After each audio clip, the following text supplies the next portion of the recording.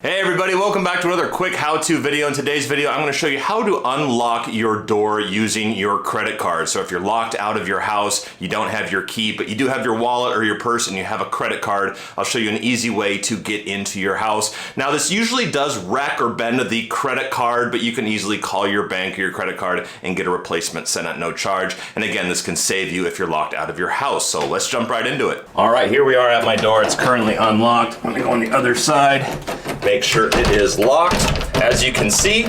Now some doors don't have a lot of play. If you push on them, they don't move. This one does move a little bit, but most doors, if you lean in with your body, it'll separate the door slightly from the little guard here and allow you to get the credit card in a little bit easier. So I recommend kind of leaning in on the door, then just taking the corner of your credit card and slipping it in parallel with the actual doorknob.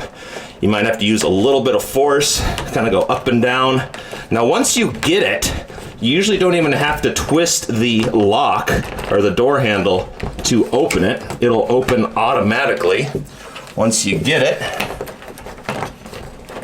It takes a little bit of play. I think we're getting it in there.